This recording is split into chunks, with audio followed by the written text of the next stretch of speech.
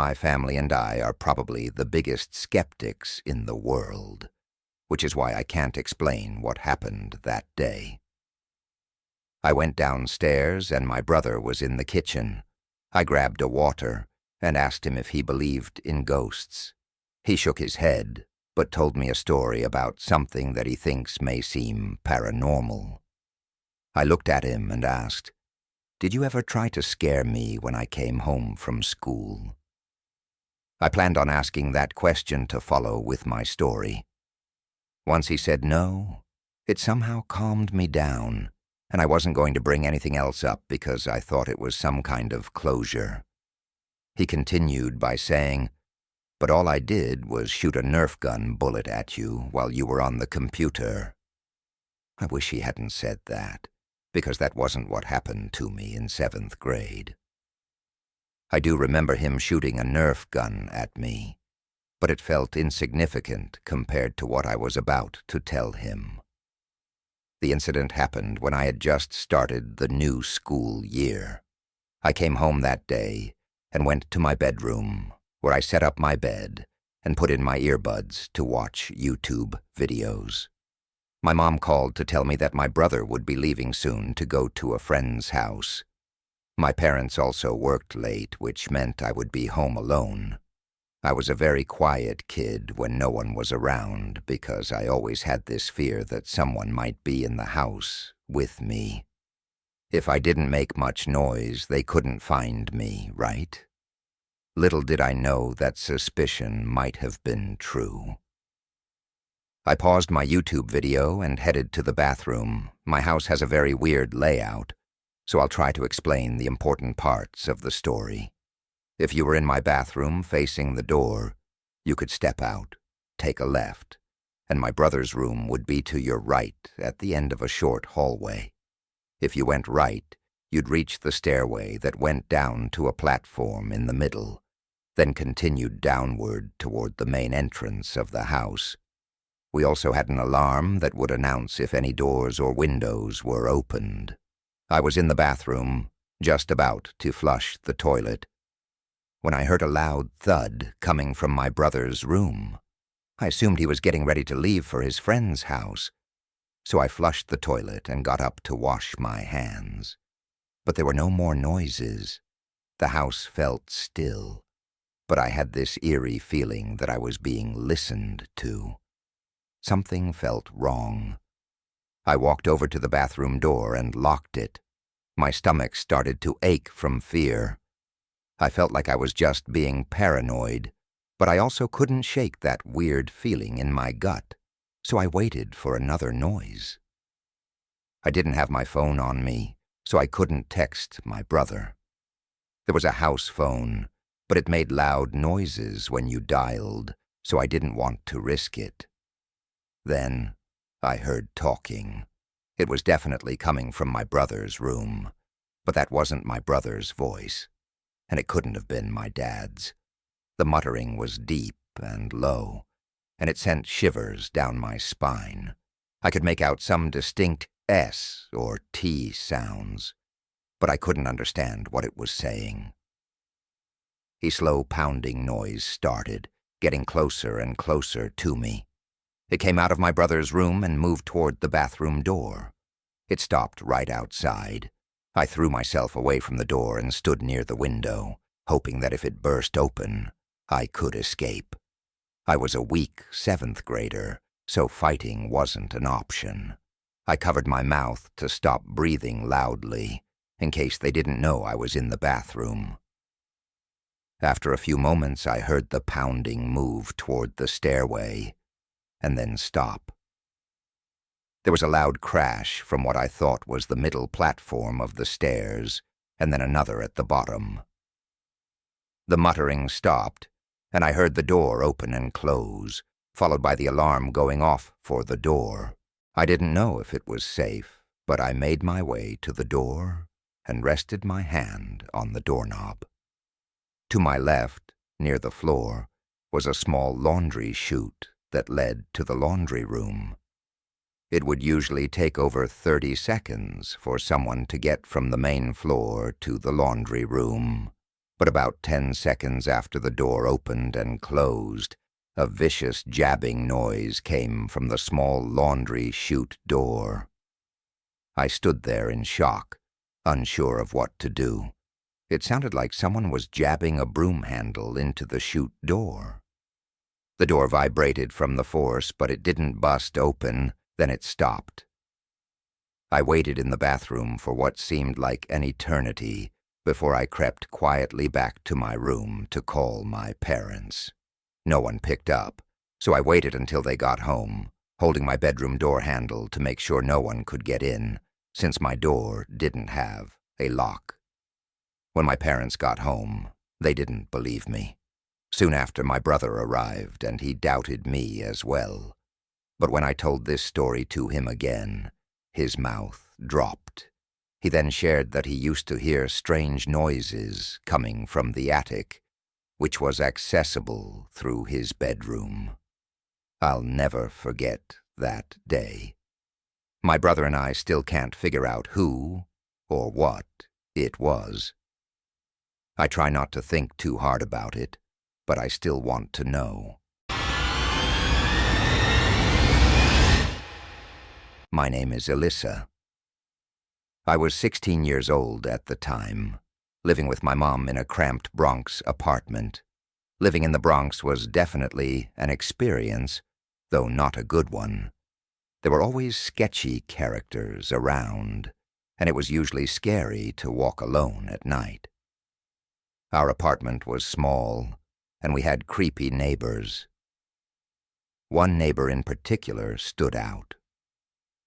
Our apartment was the second to last one in the hallway on the 7th floor, and the owner of the last apartment seemed to always be sitting outside his door, perched on the windowsill. Every time I entered the apartment, he would make a point of looking at me, even when I was with my mom. My mom always told me to stay away from him. We never even knew his name. He was an older black man in his 60s, with very little hair left, most of it gray. He always had the same emotionless expression on his face when he looked at me. And then one day, things got weirder.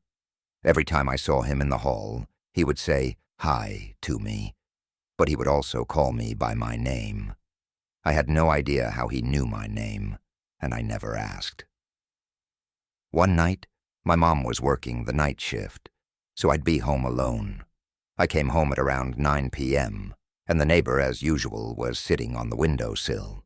This time, instead of just saying hi, he asked me if my mom was working tonight.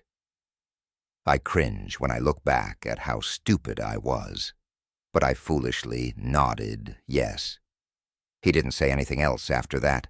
He just slowly nodded his head. I didn't say anything either. I just walked inside and shut the door. After getting home, I washed up, had a snack, did some laundry, and took a shower. As I was in the shower, I heard a weird grumbling noise. It was unsettling, but I couldn't pinpoint what it was.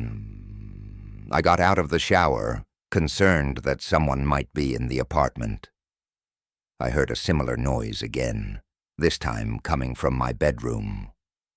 I threw on my clothes and searched the entire room, but I didn't find anyone. However, while I was looking around, I noticed a tiny hole in the wall. I got closer to inspect it, and when I knelt down to look through it, I fell backward in terror.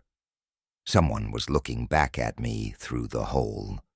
That wall separated our apartment from the creepy neighbor's apartment, and he was spying on me. It hit me that the noise I had heard earlier might have been him drilling holes in the walls to spy on me.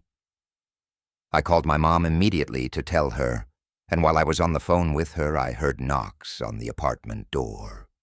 It was the neighbor, and he was yelling, "Open the door right now! I didn't drill those holes." My mom freaked out and told me to call the cops while she rushed home. Thankfully, the police in the Bronx have a fast response time, and they were at my door in under 5 minutes. My mom arrived about half an hour later, She pressed charges for stalking, invasion of privacy, and criminal mischief. The apartment building evicted the man and patched up the holes at his expense. I never saw him again. I'll never forget the time my friend Hal and I went camping. Hal is an Eagle Scout and a nature lover, so he's always going on camping trips. One time, I decided to come along to see what it was all about. His girlfriend, Maya, also came with us. It was a last-minute invitation for me. We carpooled together and arrived at the destination 3 hours later. Hal doesn't believe in going to campsites because, to him, that's not the real camping experience. You're not surrounded by nature if there are other people around. So he took us down a random dirt trail off some dead-end road that he seemed to know about. After driving for a few minutes into the woods, he parked the car. It was about 3 p.m., and Hal told us we needed to set up camp. He pointed out a decent spot near a stream for the tent, and Maya and I began unpacking while he went to collect wood for the fire. The trees were tall and thick around us, casting long shadows as the sun began to dip. The forest was eerily quiet except for the occasional snap of a twig underfoot or the rustling of leaves in the wind. As the evening wore on, we sat by the fire, roasting marshmallows and sharing ghost stories. Maya, already creeped out by the stories, suggested we head to the tent to sleep. I wasn't tired yet, so I decided to stay by the fire for a bit longer while Hal kept me company. After about half an hour, Hal heard something and quickly hushed me. He said, "Shh, do you hear that?" It was faint at first, but then I heard it too. A low, growling sound. It wasn't like anything I'd heard before in the wild. It sounded guttural and unnatural, as if it came from deep within the earth. We stood frozen for a moment, listening when suddenly the sound grew louder. We couldn't tell where it was coming from. Hal grabbed his flashlight and shone it toward the woods, but all we saw were trees and darkness. The growling stopped. Hal turned to me, whispering that we should wake up Maya and move closer to the car, just in case. But as soon as we turned to the tent, the growling came back, louder than before, and it seemed to be circling us. We rushed into the tent, woke Maya, and grabbed our stuff as quickly as we could. The growling continued, echoing around us as we scrambled toward the car. As we ran, Hal's flashlight flickered and died, leaving us in near total darkness. The only light came from the faint glow of the fire we had left behind. We finally made it to the car, breathing heavily and too terrified to look back. Hal fumbled with the keys, and in that tense moment, the growling stopped completely. The silence was deafening. Hal started the car, and we peeled out of there, speeding down the dirt road. None of us said a word the entire drive back home. To this day, Hal refuses to talk about what happened that night. I've asked him about it several times, but he just shakes his head and changes the subject. I still don't know what was out there with us that night, and I'm not sure I want to know.